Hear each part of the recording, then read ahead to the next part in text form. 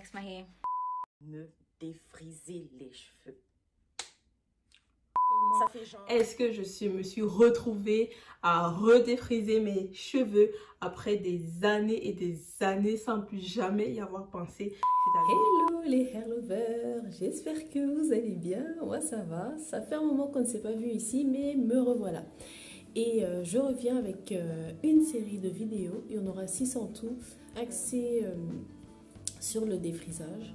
Il revient petit à petit et je veux m'assurer qu'on ne refera pas les mêmes erreurs qu'on a pu voir dans le passé.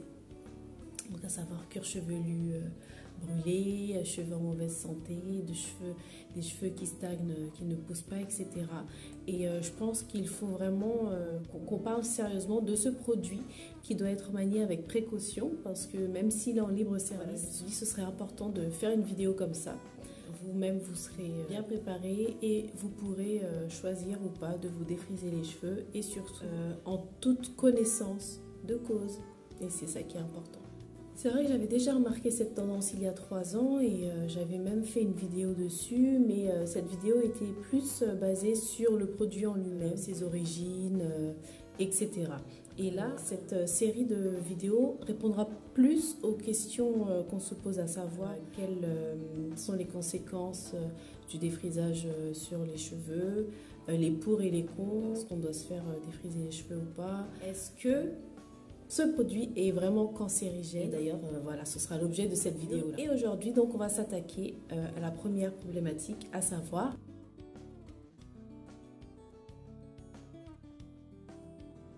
pourquoi cette vidéo-là? Parce qu'il y a eu une étude qui a été faite en octobre 2022 qui avançait l'idée que les produits lissants et autres produits capillaires causeraient le cancer de l'utérus. Alors, le premier à m'avoir envoyé le lien vers l'article en français, c'était mon mari. Donc, je souligne bien le fait que c'était en français, hein, parce que le titre déjà n'était pas le même. Eux, ils avaient mis pour titre le défrisage capillaire augmente le risque de cancer de l'utérus, selon une étude. Voilà.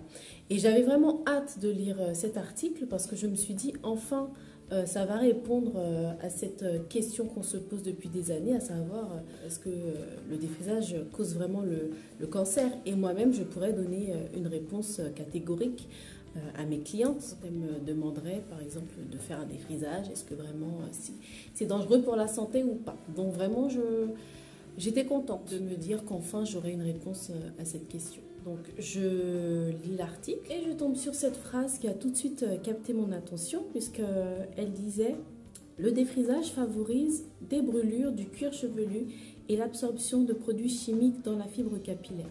En tant que coiffeuse, le défrisage de base, c'est pas un produit qui est censé être appliqué sur le cuir chevelu, mais que sur les cheveux. Après, c'est vrai que toutes les vidéos qu'on voit sur YouTube où les filles appliquent leur défrisage, on voit que elles respectent rien. Elles respectent pas le protocole, elles font comme elles le sentent. Pour certaines, ça se passe bien et pour d'autres, ça aboutit en brûlure du cuir chevelu. Pour moi, hein, à mon sens, c'est pas parce que je suis coiffeuse que je vous dis ça, hein, mais à mon sens, c'est pas un produit qui devrait être en libre service comme ça. Parce qu'il est à manier avec précaution et c'est assez dangereux quand même. Après, ce n'est que mon humble avis. Et donc, la suite de la phrase aussi, donc l'absorption de produits chimiques dans la fibre capillaire.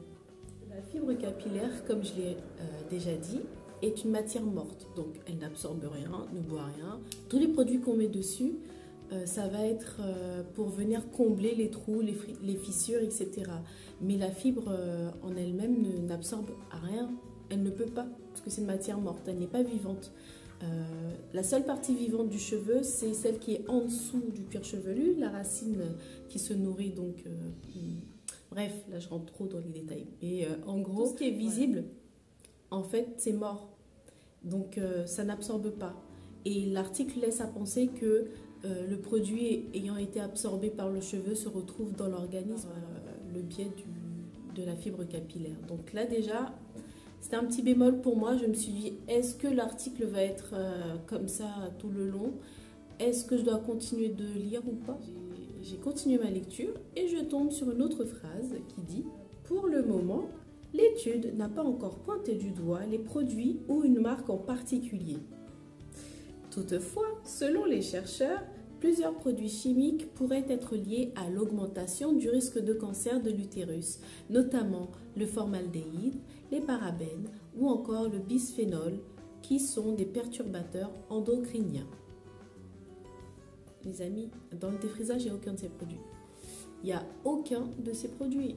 Mais après, je comprends l'idée, parce qu'on ne va pas non plus se voiler la face. Il y a plein de produits chimiques dans le défrisage. Mais en l'occurrence, ceux-là n'en font pas partie. Et comme j'ai dit, un produit qui est fait pour entrer en contact avec la peau. Étant donné que la fibre sur laquelle vont être posées est une matière morte et qu'elle n'interfère aucunement avec l'organisme, il n'y a pas de risque. C'est un produit inoffensif, normalement, hein, si on respecte vraiment le protocole. Inoffensif, on se comprend, hein, dans le sens que il modifie le cheveu, c'est vrai. Du coup, il casse certaines structures du cheveu pour qu'il puisse être dans cette forme raide, texturée, parce que, encore un autre point que vous savez peut-être pas, le défrisage c'est pas fait pour raidir le cheveu. C'est pour ça que l'étude fait bien la distinction entre les straighteners, donc ceux qui sont vraiment faits pour raidir les cheveux, et les relaxers. Et en fait, les relaxers c'est vraiment fait pour assouplir les cheveux. Donc quand vous faites un défrisage et que votre cheveu est lissé, trop lisse en fait, sans texture, c'est qu'il a été au-delà de son travail. Enfin, vous l'avez laissé trop longtemps, quoi. Ou bien vous avez pris quelque chose de trop fort pour votre cheveu. Et c'est pas bon non plus. C'est pour ça, encore une fois, que je le répète, allez chez un professionnel. Et quelqu'un qui s'y connaît, hein, pas quelqu'un qui se dit quoi faire et finalement vous fait même pire que ce que vous aurez pu faire vous-même. Hein, on se comprend. Enfin bref, je m'égare. Donc, pour revenir à l'article, j'ai été surprise, déçue.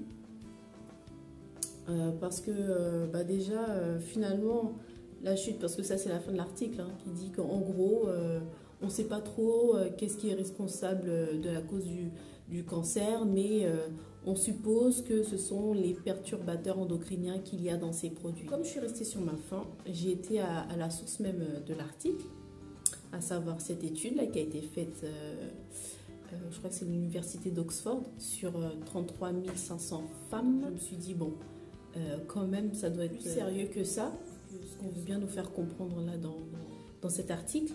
Et j'ai bien fait, l'étude est riche de sens. Parce que déjà, elle vous brosse le contexte. Donc, 3500 femmes de tout type, donc afro, latines, caucasiennes et asiatiques. On a pris des femmes qui ne font pas de sport parce qu'ils ont vu que quand on fait du sport, le corps ne réagit pas pareil. Donc, encore une fois, c'est important de faire du sport, les gens. Ils ont l'habitude de se lisser les cheveux, donc ils utilisent des lissants. Donc, ce qu'on entend par lissant, c'est tout ce qui est lissage brésilien, botox, lissage japonais, il y a quoi d'autre? Enfin bref, tout ce qui est produit chimique fait pour modifier le cheveu. Il y a aussi tout ce qui est wave, deep wave, enfin tout ce qui est permanente en gros, décoloration, balayage, vraiment tout ce qui entre dans la modification et la mise en forme du cheveu grâce à des produits chimiques.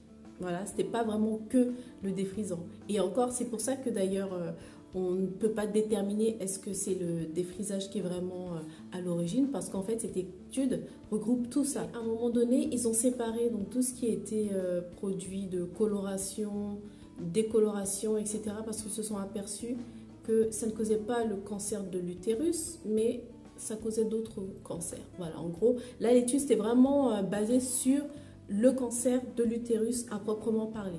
Donc c'est pour ça qu'ils ont pris des profils bien particuliers.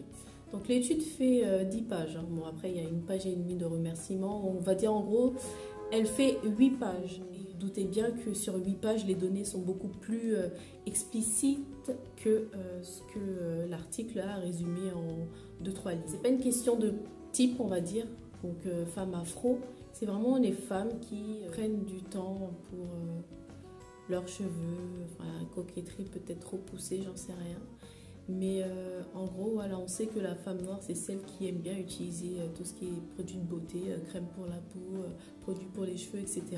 Et donc franchement, finalement, ça m'a pas étonnée plus que ça. Après, ma réflexion, c'était plus du fait que voilà, l'étude a été faite sur des Américaines.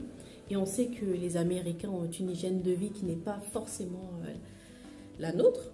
Voilà, leur façon de manger, leur façon d'approcher le sport. Enfin bref, c'est toute une façon de fonctionner qui n'a rien à voir avec, par exemple, tout ce qui est afro-descendant. Et je pense que voilà, il faudra peut-être faire la même étude avec les femmes noires des dom-toms, de France ou de Grande-Bretagne. Enfin bref, partout il y a des femmes noires et je suis sûre que le résultat ne serait pas le même. Mais enfin bref, je m'égare. Bref, tout ça pour dire que l'étude a été vraiment intéressante et franchement cet article ne lui a pas rendu service. En fait, j'avais l'impression de lire, vous savez, comme quand on a un bon livre, on lit le résumé derrière, mais c'est vraiment un petit résumé de rien du tout par rapport à l'histoire qu'il y a dans le livre. Est-ce que je pense que c'est cancérigène ou pas?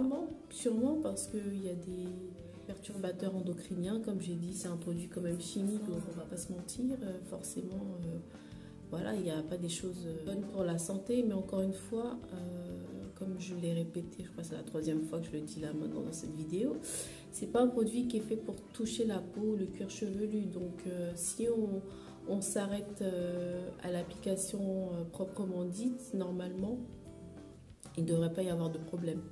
Voilà, donc j'espère que cette vidéo vous réconciliera peut-être avec ce produit qui a été diabolisé injustement, je trouve, parce que finalement aujourd'hui, tout donne le cancer. Les crèmes pour la peau, le déodorant qu'on met, l'air qu'on respire. Bon, c'est pas pour vous dire, comme le monde est pourri, allez...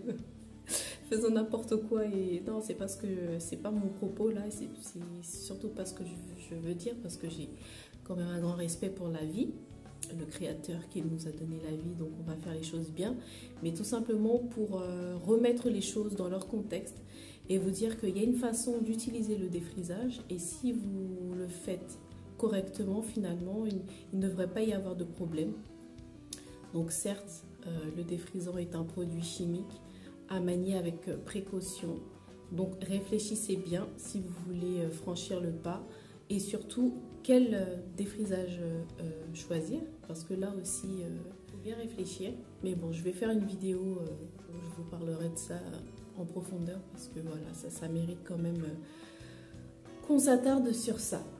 Voilà, bon, j'espère avoir fait le tour, je pense l'avoir fait. Puis si j'ai oublié des informations, je vous mettrai tout en barre d'infos.